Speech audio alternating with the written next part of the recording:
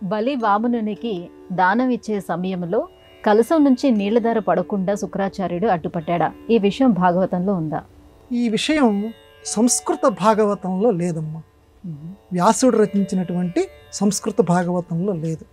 కానీ పోతన గారు తెలుగులోకి అనువాదం చేసినటువంటి భాగవతంలో మాత్రం శుక్రాచార్యుడు అడ్డుపడినట్లుగా ఉంది. ఏంటంటే శుక్రాచార్యుడు అనేటువంటి వాడు బలిచక్రవర్తికి గురువు. గురువు ఏం చేస్తుంటాడంటే ఎప్పటికప్పుడు అతని దగ్గర మృత సంజీవిని విద్య లాంటి గొప్ప విద్యలు ఉన్నాయి. ఎప్పటికప్పుడు రాక్షస కులాన్ని నిలబెట్టాలి, దేవతలందరికంటే కూడా గొప్పగా వీళ్ళని వెలిగింప చేయాలి రాజ్యాధికారంతో అనేటువంటి ఒక దృఢమైన దీక్ష కలిగినటువంటి వాడు శుక్రాచార్యుల వారు. అది చాలా ప్రేమ.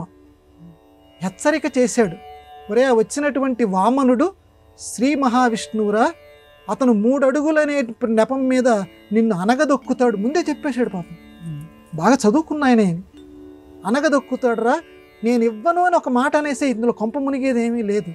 నువ్వు గనక లోపలికి వెళ్ళిపోతే రాక్షస కులమంతా కూడా నాశనం అయిపోతుంది నాన్న, ఇవ్వకురా ఇవ్వకురా, దానం ఇవ్వకురా అని ఎంతో చెప్పి చూశాడు బలిచక్రవర్తికి.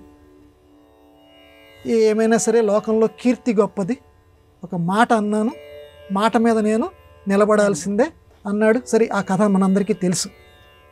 అయితే ఇక్కడ ఏంటంటే సంస్కృత భాగవతంలో ధార అంటే నీళ్లు వదలటం అని చెప్పి మనం తెలుగులో అంటుంటాం చూడండి. ఎవరికైనా దానం చేసేటప్పుడు నీళ్లు వదులుతారు. అహం తుభ్యం దానం కరిష్యే, ఇదే కొంచెం పదాలు అటు ఇటు మార్పుగా ఉంటే నేను నీకు దానం ఇస్తున్నాను అని నీళ్లు ఇలా వదులుతారు. అంటే ఈ రోజు నుంచి నాకు ఈ వస్తువు మీద ఎటువంటి అధికారము లేదు. కన్యాదానం ఇలాంటి సంబంధాలు కూడా చేస్తూ ఉంటారు, కాబట్టి అధికారం లేదు అని చెప్పి నీళ్ళు ఇలా వదులుతూ ఉన్నాడు. మామూలుగానే దానం ఇచ్చేశాడు సంస్కృత భాగవతంలో. తెలుగులోకి వచ్చేసరికి పూర్వకాలంలో ఒక రకమైన చెంబులు ఉండేవి, కొమ్ము చెంబులు అంటారు.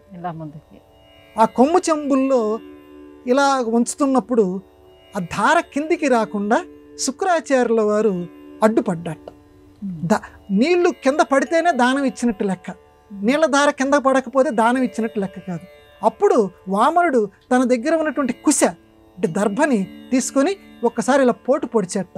పొడిస్తే అప్పుడు శుక్రాచార్యుల వారి యొక్క ఒక కన్ను గుడ్డిదయింది.